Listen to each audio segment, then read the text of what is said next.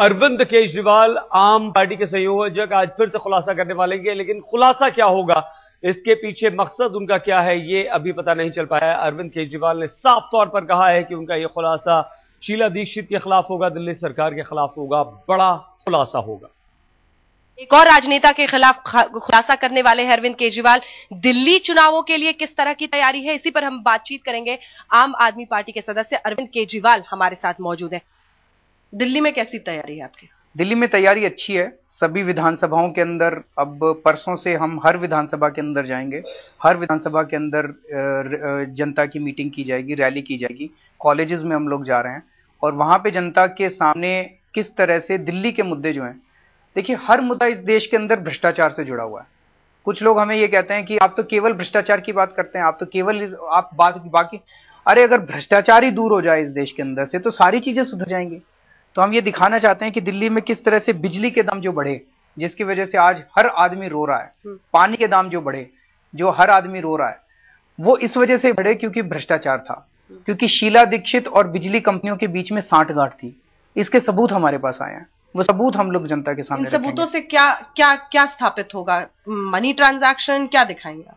उन सबूतों से मनी ट्रांजैक्शन तो नहीं कि किसने कितनी रिश्वत ली है तो नहीं दिखा सकते, लेकिन उन सबूतों से ये दिखाई देता है कि किस तरह से इन दोनों के बीच में सांठगांठ थी।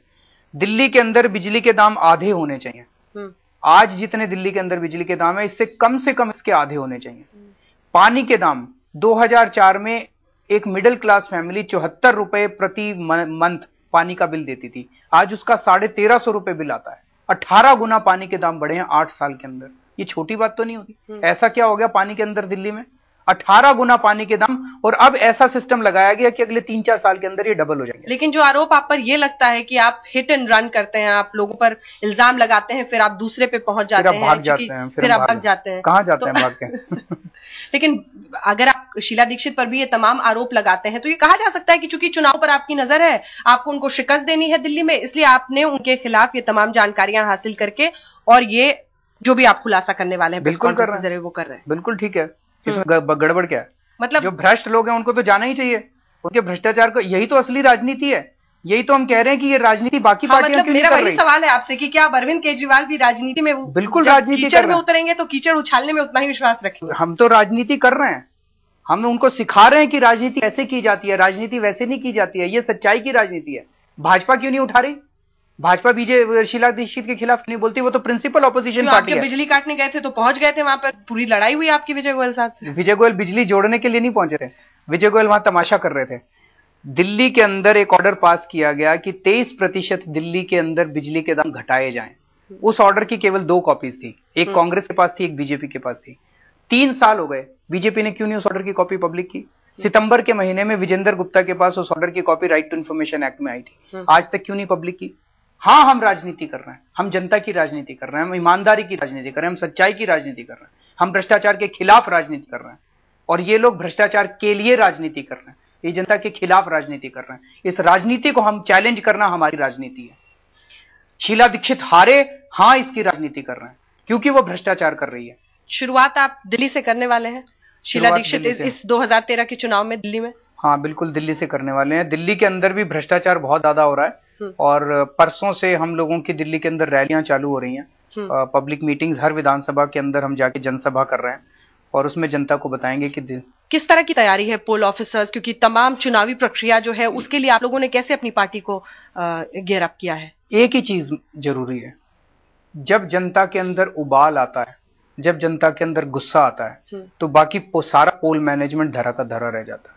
इस समय मुझे ये लगता है कि जनता गुस्से के अंदर है और ये गुस्सा आपने गैंगरेप के टाइम में देखा था, कोई लीडर नहीं था, सारी जनता सड़क के ऊपर थी और मुझे लगता है कि जनता जो है वो बीजेपी और कांग्रेस दोनों से उकता चुकी है।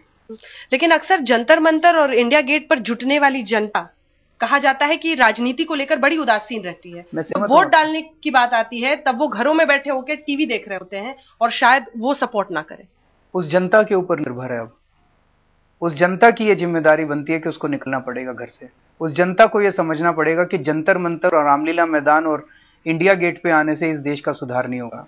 अरविंद, ये सवाल हालांकि अभी नहीं पूछना चाहिए आपसे, लेकिन अगर जनता ने उस तरह से चुनावों में साथ नहीं दिया तब कहां रह जाएंगे अरविंद? अपने घर जाके बैठ जाएगा। ये मेरी लड़ाई थोड़ी है, ये तो जनता की लड़ाई है। अगर जनता खुश है कांग्रेस से तो कांग्रेस को जाके वोट दे दो, जनता खुश है भाजपा से तो भाजपा को जाके वोट दे दो। तो फिर आप सरेंडर कर देंगे? मैं क्यों सरेंडर करूंगा? इस देश की जनता को तय करना है। मैं तो जनता में से एक आदमी, मेरा तो संघर्ष जारी रहेगा, मैं तो संघर्ष करता रहूंगा, जैसे मैं संघर्ष कर रहा हूं करता रहूंगा। लेकिन ये मेरी हार और जीत का, ये तो इस देश की हार और जीत का, देश की एग्जिस्टेंस का सवाल है भाई। आज जो देश जिस मुकाम से गुजर रहा है, तो देश को तय करना है, इस देश की जनता को तय करना है।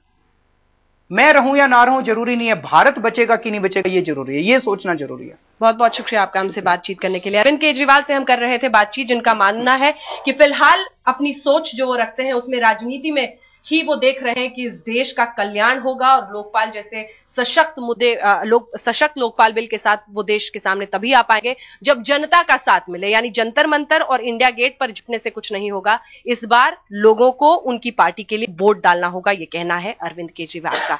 लेकिन वक्त जज करेगा और वक्त ही शायद इम्तिहान भी लेगा।